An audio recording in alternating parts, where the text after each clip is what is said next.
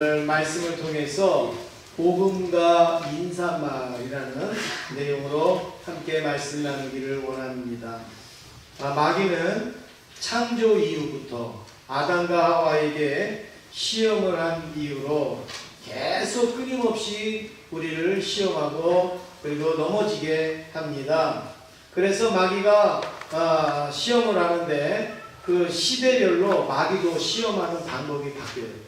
시험하는 방법이 달라집니다. 그래서 1세대 마귀가 시험하는 것은 예수 믿는 자들을 박해하고 핍박하는 거죠. 그래서 예수 믿으면 힘들게 하고 또 죽게 하고 무섭게 하고 두렵게 해가지고 예수 믿지 않도록 그리고 신앙생활 제대로 하지 아니하도록 마귀가 이렇게 1세대 때 했습니다. 그런데 이렇게 하니까 어떻게 됩니까? 더 기도하고 그리고 더 하나님 앞에 나아가고 그리고 목숨도 걸고 하나님 앞에 엎드리거든요. 그러니까 마귀가 실패한 거예요. 야, 이거 박해로 핍박으로 이길 줄 알았더니 이거 더 뜨겁게 만들고 막 불 속에라도 들어가서 막 이러면서 신앙생활을 하니까 실패. 그래서 2세대 이제 마귀가 또 다시금 작전을 짰는데 그거는 낙심하게 만드는 거예요. 예수 믿으면서도 자꾸 낙심거리를 주는 거예요. 자꾸 실패하게 만드는 거예요. 그리고 자꾸 마음이 약해지게 만드는 거예요. 막 낙심을 하니까 어떻게 합니까? 염려가 생기니까 어떻게 합니까? 주님을 믿는데 막 주저주저 하는 거예요. 그런데 낙심이 있을 때 더 기도하고 또 근심이 있을 때 더 기도하고 염려가 잠깐은 우리가 염려 때문에 힘들지만 또 하나님 앞에 더 엎드리고 주님께 더 막 나가는 것이죠. 그러니까 또 실패한 거예요, 마귀가. 그래서 이번에 3세대 마귀가 나타났는데 이 3세대 마귀는 이렇게 말합니다. 나중에 해라. 차차 해라. 너 지금 그렇게 할 필요 뭐 있어? 나중에 해. 차차 해. 시간 많잖아. 젊을 때는 좀 쉬고 놀고 그리고 또 좀 한참 일할 때는 조금 쉬었다가 나중에 할 일이 없거든. 나중에 시간 많아지거든. 그때 차차해. 여기에 성도들이 조금 속는 것 같은 거야. 그래서 그래 나는 지금 바쁘니까 나는 지금 할 일이 많으니까 그래서 차차차차 그렇게 하려고 하다가 어떻게 합니까? 마틴 루터처럼 나는 바쁘니까 더 기도합니다. 이런 또 믿음이 나오니까 어떻게 됩니까? 나중에 차차 먹히지가 않는 거예요. 그래서 또 실패를 했습니다. 그래서 요즘 이제 마귀는 4세대 마귀가 됐어요. 그래서 마귀가 이제는 어떻게 우리에게 시험을 주느냐? 최근 마귀의 시험 방법은 이겁니다. 다 해라 이거예요. 다 해라. 직분 주면 다 하고 봉사하면 다 하고 그리고 일을 맡기면 다 하고 그리고 뭐 다 하라. 교사도 하고 찬양대도 하고 뭐 주방도 봉사하고 다 해라. 굉장히 관대해졌어요 마귀가. 그런데 기도하지 말고 해. 이게 마귀의 전략. 뭐 하지 말고 하라고요? 기도하지 말고 해. 다 해. 설교도 하고 기도도 하고 찬양도 하고 봉사도 하고 예배도 드리고 다 해. 그런데 기도는 하지 말고 해. 여러분 우리가 지금 여기에 속고 있습니다. 마귀의 속셈은 이겁니다. 우리에게 영성을 다 빼버리는 거예요. 영성은 어떻게 유지가 됩니까? 말씀과 기도로 유지가 되는 거예요. 그래서 예수님께서 사람이 떡으로만 살 것이 아니요 하나님의 입으로 나오는 모든 말씀으로 살 것입니다. 예수님을 시험하는 마귀에게 말씀으로 이기시잖아요. 그리고 제자들이 귀신 들린 아이를 고치려고 할 때 예수님처럼 똑같이 기도했는데 귀신이 안 나가는 거예요. 그래서 예수님이 오시니까 예수님 왜 우리는 귀신을 내쫓지 못합니까? 왜 우리는 귀신 들린 저 아이를 고치지 못했습니까? 예수님이 뭐라고 말씀하십니까? 야 나는 하나님이고 너희는 사람 아니야. 나하고 니하고 똑같아? 예수님은 그렇게 말씀하지 않았어요. 나는 능력이 많고 너는 능력이 없잖아. 그런데 너하고 나하고 똑같아? 그렇게 말씀하지 않았어요. 예수님이 뭐라고 말씀했습니까? 우리 마가복음 9장 29절 한번 같이 읽으시겠습니다. 시작. 이르시되 기도 외에 다른 것으로는 이런 종류가 말할 수 없느니라 하시니라. 아멘. 뭐 외에는요? 기도 외에. 예수님도 주의 일 할 때 하나님이지만 능력을 가지셨지만 예수님도 기도하셨답니다. 나도 기도하고 하는데 니네들도 기도하지 아니하고서 어떻게 이런 일을 할 수 있느냐. 방법으로 하는 게 아니라는 거죠. 어떤 모양으로 하는 게 아니라는 거죠. 기도 외에 이게 뭐예요? 기도의 영성을 지금 예수님이 말씀하고 있습니다. 그래서 마귀는 기도하지 말고 하라고 하지만 예수님은 뭐라고 말씀하세요? 기도하고 해라.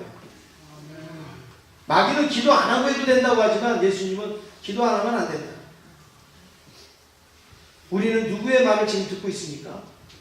여러분들은 누구의 말을 듣고 있어요?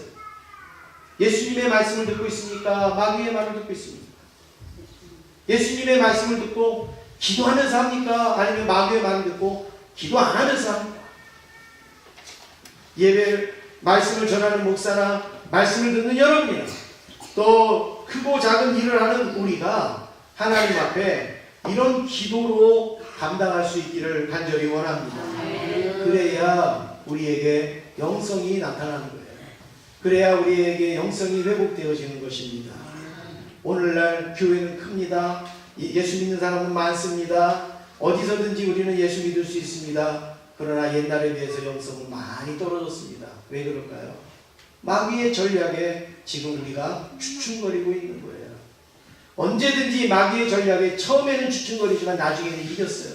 이번에 4세대 마귀의 전략도 처음에는 우리가 주춤거릴지 몰라도 결국은 이길 수 있기를 간절히 원합니다.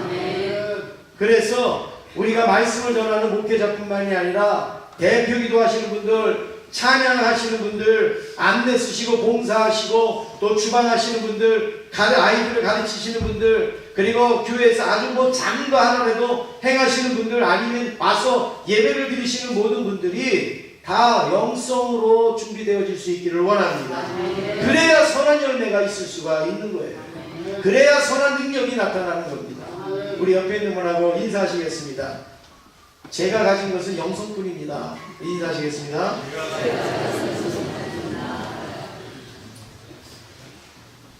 제가 왜 이런 말씀을 드리는가? 바울이 로마 교회에 인사한 오늘 인사말입니다. 그 인사말을 보면 바울이 얼마나 영성의 사람인가를 우리가 볼 수 있기 때문에 말씀을 드리는 거죠. 우리가 여기에서 바울의 영성을 좀 볼 수 있는데요. 첫 번째는 복음의 영성입니다. 복음의 영성인데 바울은 1절부터 7절까지 로마 교인들에게 인사를 합니다. 그래서 우리는 편지를 쓸 때에 누구 이름을 먼저 씁니까? 편지를 쓸 때 편지 내용에 누구를 먼저 써요? 예, 받는 사람의 이름을 먼저 쓰죠. 사랑하는 아내에게, 그렇죠? 사랑하는 아들에게. 그리고 맨 마지막에는 누구를 써요? 자기를 쓰잖아요. 아빠가, 엄마가, 그렇죠? 그런데 이 시대에는 좀 달라요. 우리랑은 좀 반대입니다. 항상 발신자를 먼저 쓰고 그 다음에 수신자를 나중에 씁니다. 그래서 오늘 1절에 보면 바울이 자기는 예수 그리스도의 종 바울은 이러면서 자기를 먼저 쓰고, 그 다음에 7절에 보니까 로마에서 하나님의 사랑하심을 받고 성도로 부르심을 받은 뭐 이러면서 그 수신자를 지금 쓰고 있어요. 그러면 발신자 수신자 됐으면 끝난 거잖아요, 인사말이. 그런데 2절부터 6절까지 보면 또 여러 가지 말들을 바울이 막 하고 있어요. 뭔가 막 첨부해서 이야기를 하고 있는데 그 내용이 뭔가 하면 복음의 내용이에요. 복음의 내용. 인사말 사이에다가 뭘 집어넣는가 하면 복음을 놓치지 않고 빼놓지 않고 거기다가 기록을 하고 있다는 거예요. 2절 말씀을 우리가 한번 같이 읽겠습니다. 2절입니다. 이 복음은 하나님이 선지자들을 통하여 그의 아들에 관하여 성경에 미리 약속하신 것이라. 지금 인사하다 말고 이 복음은 이러면서 하나님의 선지자들을 이렇게 지금 바울이 이야기를 하고 있죠. 여러분, 바울은 모두 관심이 어디에 있냐면 복음에 있는 복음에 있는. 그러니까 인사를 하다가도 뭐예요? 복음. 뭘 하다가도 복음. 사람이 돈에 관심 있는 사람은 뭘 해도 뭐로 가요? 돈으로 가요. 정치에 관심 있는 사람은 뭘 해도 뭐로 가요? 정치로 가요, 정치로. 근데 바울은 돈도 아니고 정치도 아니고 복음에 바울은 집중했단 말이에요. 그래서 이 바울은 인사하면서도 복음으로. 그래서 본문 인사말에 보면 자주 등장하는 단어가 1절부터 7절까지 보면 나오는데, 한번 여러분 제가 알려드릴 테니까 한번 눈으로 한번 확인해 보세요. 2절, 3절, 4절을 한번 성경책을 보시면 뭐가 나옵니까? 2절, 3절, 4절에 보면 그의 아들에 관하여 그랬죠. 또 3절에 보니까 그의 아들에 관하여, 또 4절에 보니까 하나님의 아들로 선포되셨습니다. 2절, 3절, 4절에 누가 나와요? 아들이 나오죠. 그리고 또 우리 1절, 2절에 보면 복음이라는 단어가 나옵니다. 여기 1절에 보니까 하나님의 복음을 위하여 택정함을 입었다. 그 다음에 2절 말씀에 이 복음은 하나님이 이렇게 말합니다. 지금 2절에 걸쳐서 바울은 복음을 말하고 있어요. 그 다음에 여러분이 한번 이번에 찾아보세요. 이번에 찾아보시는 분은 오늘 국수를 2그릇 드실 수 있는 기회를 드리겠습니다. 1절, 4절, 6절, 7절에 공통으로 나오는 단어가 있습니다. 한번 찾아보세요. 부르심을 받아. 4절에는 없어요.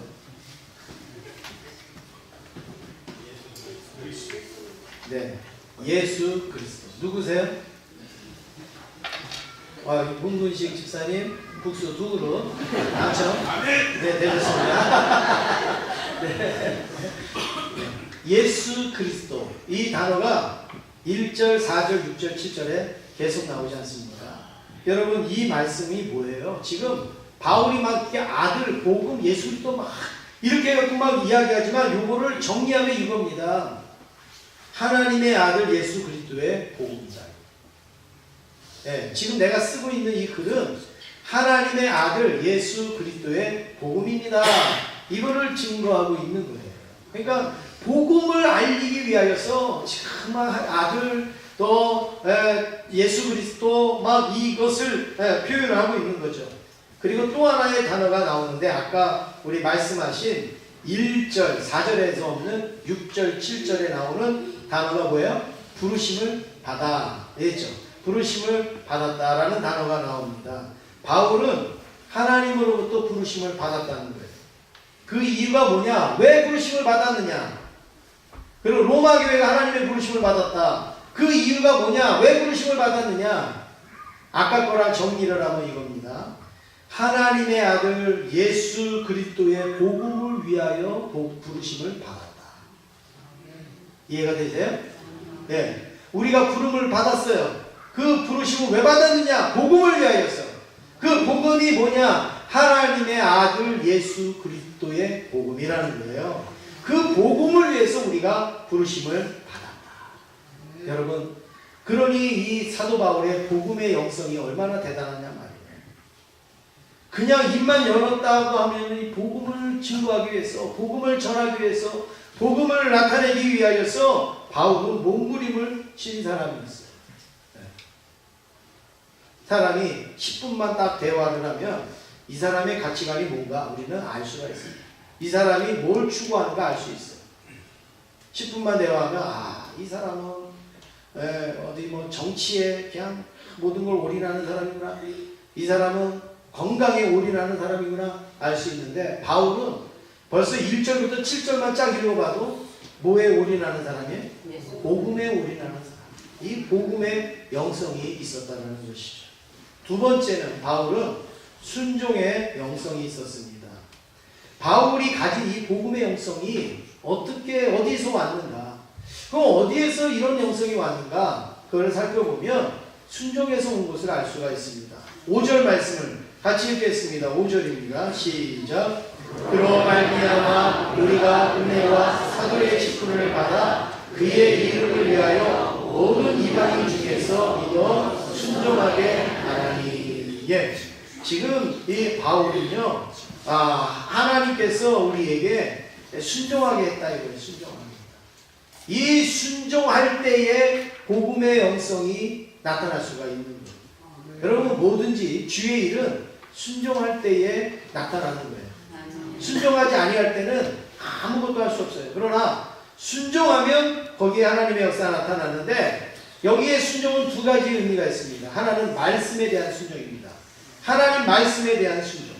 하나님의 말씀은 어떤 말씀이든지 또 어떤 상황이든지 그 말씀에 대해서 나는 순종한다. 이게 하나님의 말씀에 대한 순종인데, 혹시 여러분 하나님의 말씀이 믿어지지 않을 때도 있잖아요. 그래도 순종하는 거예요. 그 말씀이 나에게 막 부담스러울 때도 있잖아요. 그래도 순종하는 거고, 그 말씀을 내가 감당하기가 어려울 수도 있잖아요. 그래도 순종하는 거예요. 이게 말씀에 대한 순종이에요. 이게 말씀에 대한 순종. 한 가지 예를 들어서 말씀드리면, 열왕기하 5장에 보면 한센병에 걸린 아람 나라 장군의 그 장군이 있습니다. 누구죠? 나아만 장군. 이 한센병에 걸리면, 요즘으로 옛날로 말하면 문둥병이잖아요. 나병. 이거에 걸리면 왕도 거지가 되는 거예요. 장관도 거지가 되는 거예요. 왜냐하면 가족에게서 떨어지고 사랑하는 사람에게 다 이 격리가 돼야 되니까 뭐 죽는지 사는지 아무 관심도 없는 거예요. 가까이 오면 돌 던져서 쫓아내는 것이 이 한센병이에요. 그런데 이 나아만이 한센병에 걸렸어요. 얼마나 큰일입니까? 그런데 소문에 들어보니까 이스라엘의 엘리사라는 선지자는 능력이 많아서 그 선지자에게 가면 고칠 수 있다라는 소리를 듣고, 나아만 장군이 자존심이 구겨짐에도 불구하고 이방 나라의 선지자에게 자기 장군이 가야 되겠냔 말이에요. 그럼에도 불구하고 선물을 잔뜩 싣고 그리고 이 엘리사에게로 갑니다. 가가지고 나 좀 고쳐달라고, 그리고서 이제 이야기를 하잖아요. 그럴 때 엘리사는 나와보지도 않고 인사도 하지 아니하고 예우도 갖추지 아니하고 종을 치켜갖고 요단강 가서 7번 씻으라고 그래라, 그 얘기를 하는 거예요. 이 나아만이 얼마나 자존심이 상했습니까? 거기까지 온 것도 자존심이 상한데, 지금 한 나라의 장관이 지금 이렇게 한 선지자에게 이런 대접을 하는 게 너무 속상해갖고, 야 간두라 그래, 나 갈 거야. 그리고서 막 가려고 하는데 그 부하가 뭐라 그래요? 지금 아마 겉으로는 말하지 않았지만 속으로 그랬을 거예요. 지금 당신이 지금 똥오줌 가리게 생겼습니까? 지금 그거 아니에요. 네. 그거 안 나면 어떻게 돼요? 완전히 이제는 사람 취급도 못 받는데. 그러니까 장군이 그냥 왔으니까 그래도 한번 해보죠. 그리고서 막 억지로 끌고 가서 요단강에 7번 담갔다가 나왔어요. 어떻게 됐어요? 나왔어요. 깨끗하게. 성경 말씀대로 하면 어린아이의 살펴처럼 됐다. 어린아이 살펴처럼 나왔다 그랬어요.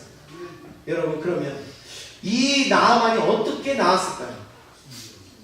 이름이 나아만이니까 나왔을까요? 어떻게 나왔을까요? 제가 세 가지를 한번 예를 드릴 테니까 여러분들이 한번 골라보세요. 첫 번째, 요단 강물이 신비해서. 두 번째로, 나아만이 엘리사를 찾아온 정성이 지극해서. 세 번째, 말씀에 순종해서. 뭐예요? 말씀에? 예, 순종. 요단강에 들어가서 씻으라. 그 말씀에 순종해서. 우리가 이걸 금방 알잖아요. 이렇게 우리는 말씀에 순종할 때에 하나님의 역사가 나타납니다. 그 다음에 두 번째는 모든 상황에 우리는 순종하는 거예요. 내가 순종할 수 있는 상황에서는 하고 못하는 상황에서는 못하는, 그건 순종이 아니에요. 그건 선택이지. 모든 상황에서 하는 게 순종해. 모든 상황에서. 그것 하나의 예를 들어보면 바울이 빌립보라는 동네에서 전도를 합니다. 그런데 어디 귀신 들린 여자가 막 점을 치는데 기가 막히게 맞아요.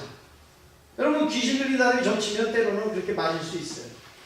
그러니까는 주인이 그 여자를 종으로 삼고서 이제 점 치면서 돈 벌고 막 이런 일을 했단 말이에요. 그런데 바울이 어떻게 합니까? 복음을 전합니다. 예수를 믿게 합니다. 귀신이 떠나갔어요. 할렐루야. 귀신이 떠나갔다는 거예요.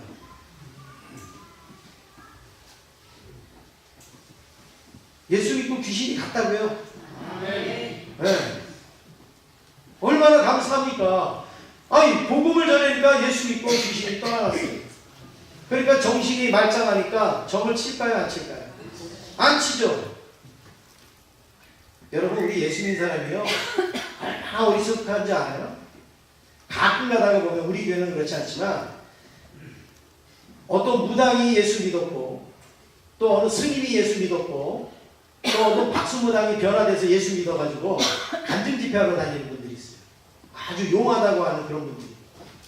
그래서 내가 막 그 사람 보면 막 마음도 알고 막 이래 해갖고 막 이랬던 사람인데 내가 예수 믿고 구원받았다고 그래요. 그리고 얘 강진 집회하고 막 끝나갖고 은혜 다 받았어요. 그런데 가는데요 저 바깥에서 막 권사님들이 막 붙잡아요. 우리 딸이 올해 시집 갈 것 같아요? 안 갈 것 같아요? 그 사람은 그 일하다가 예수 믿고 그거 돌이키고 예수 믿었다고 그리고 와서 하는데 예수 믿는 사람이 오히려 그 사람을 붙들고 옛날에 그 마귀를 불러내려고 말한단 말이죠. 얼마나 어리석습니까? 그런데 이 여인이 이제 귀신이 나갔어요. 그래서 이제 그런 일을 안 해요. 주인이 어떻게 해요? 자기 소득이 없어졌어요. 너무너무 바울이 괘씸하고 미운 거예요. 그래갖고 바울 감옥에다가 집어넣었습니다. 바울이 뭐 했어요? 복음 전하고 귀신 들린 사람 귀신 쫓아내줬어요. 박수 받아야 돼? 안 받아야 돼? 칭찬 들어야 돼? 안 들어야 돼? 칭찬 들어야 돼. 근데 어디 들어갔어요? 감옥에 들어갔어요. 여러분 이런 현실을 이해할 수 있겠습니까? 여러분 같으면 받아들일 수 있겠어요? 좀 더 구체적으로 말씀드리면 나는 막 주님의 일을 열심히 하는데 내 몸에 못된 병이 들었어요. 여러분 이해하시겠는가요? 나는 하나님의 말씀대로 살려고만 발버둥쳤는데 내 주변의 환경은 점점 더 어려워진단 말이에요. 여러분 그 이해가 되냔 말이에요. 그런데 바울은 그런 상황에서 감옥에 들어간 그런 상황에서 무슨 일을 했는가? 사도행전 16장 25절 우리 한번 같이 읽겠습니다. 시작.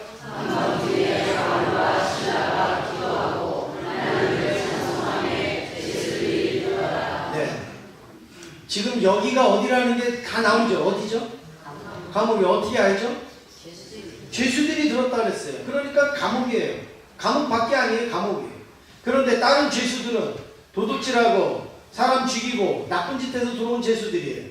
바울은 뭐 했어요? 사람 살리고 들어왔어요. 복음 전하고 들어왔어요. 억울합니까? 안 억울합니까?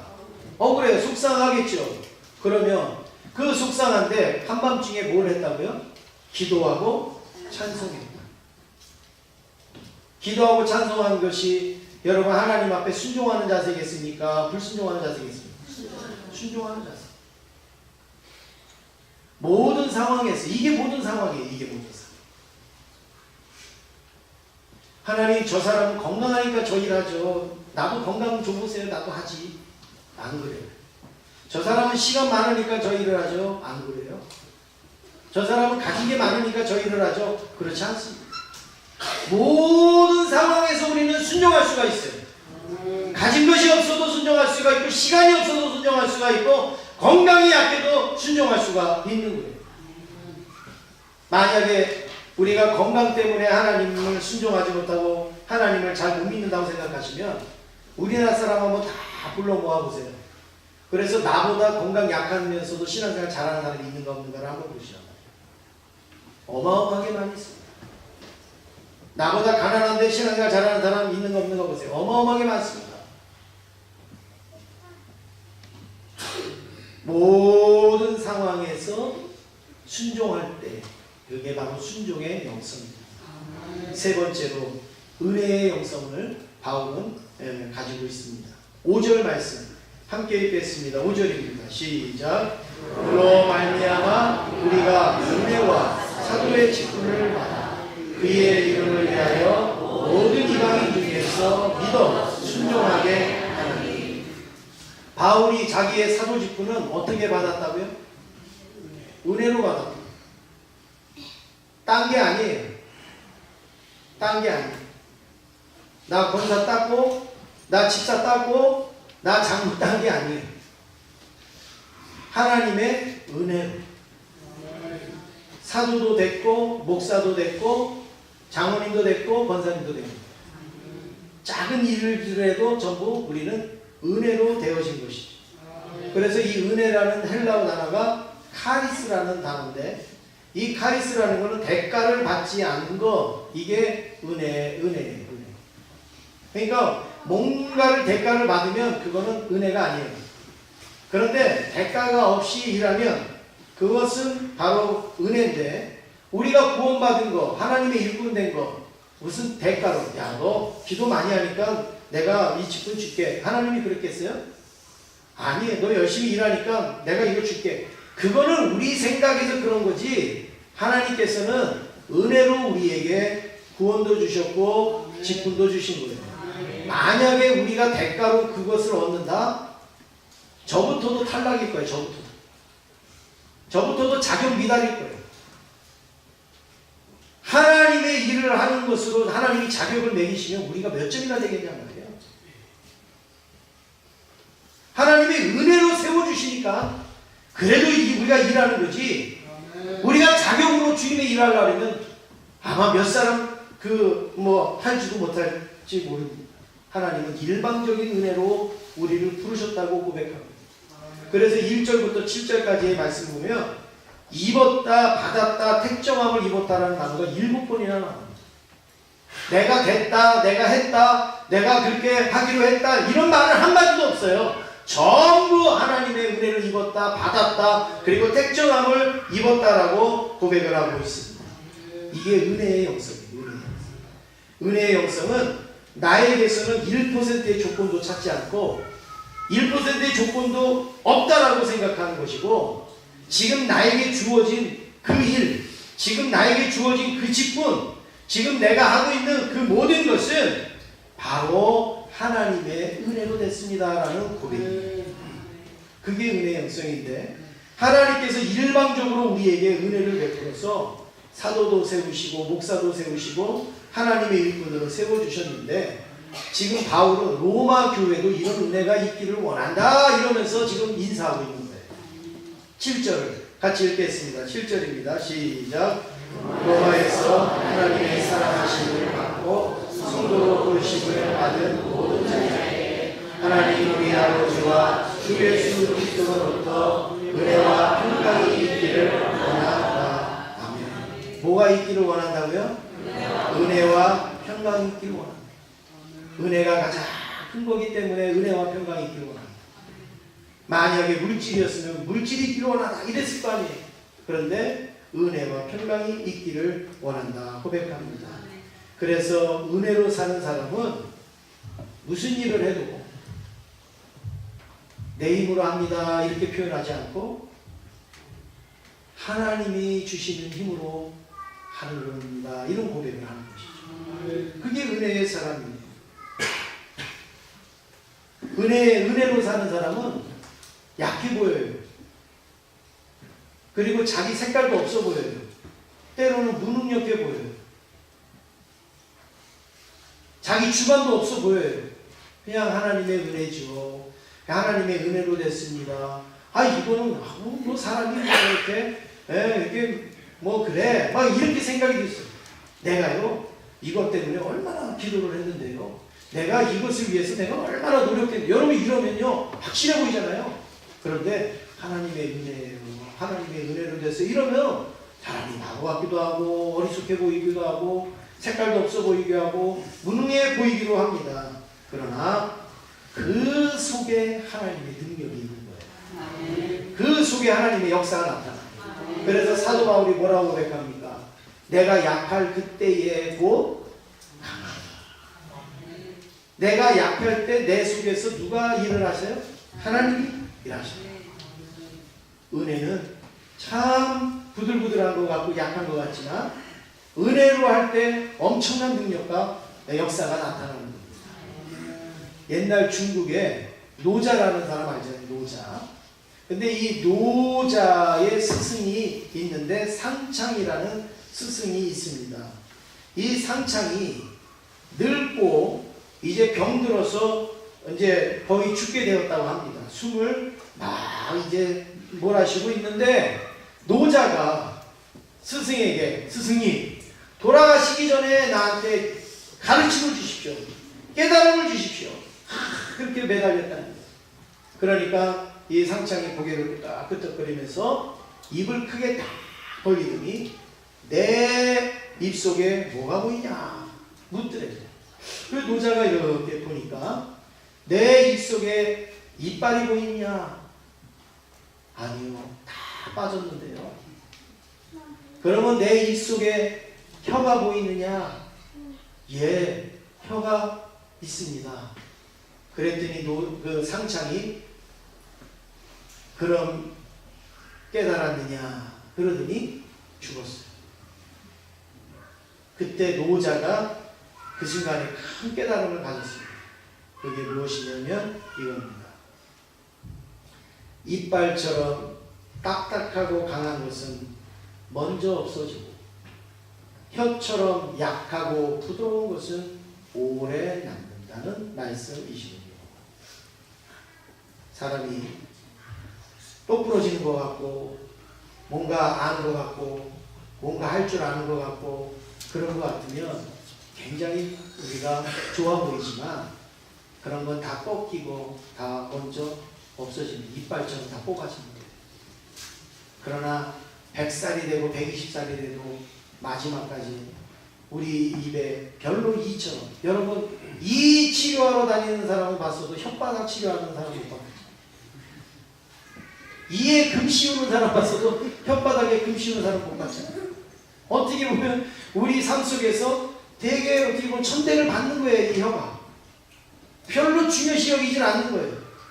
그런데 어떻게 합니까? 이빨은 다 빠지지만 혀는 마지막까지 남아있어요. 은혜가 바로 그렇지 않습니까? 특별한 재능도 없는 것 같고 특별한 능력도 없는 것 같고 특별한 힘도 없는 것 같은데 은혜가 마지막까지 남게 되고 은혜로 하나님의 영광이 드러나게 되어지고 그리고 복음이 증거되어지고 이게 은혜의 영성 아니겠습니까? 오늘 우리가 세 가지의 영성을 살폈습니다.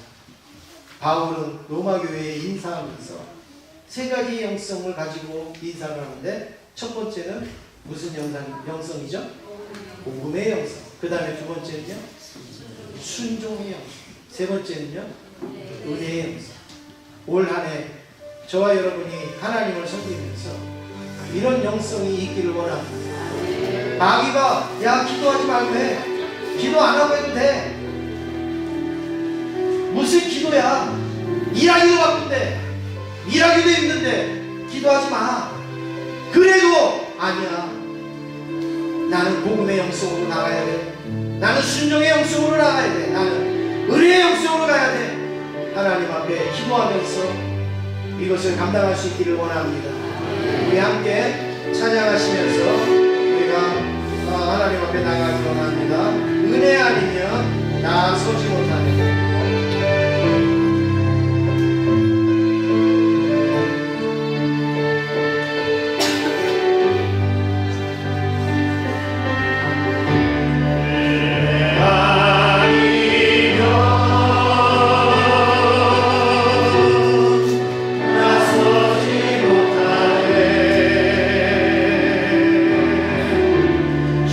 십자가의 그 사랑 능력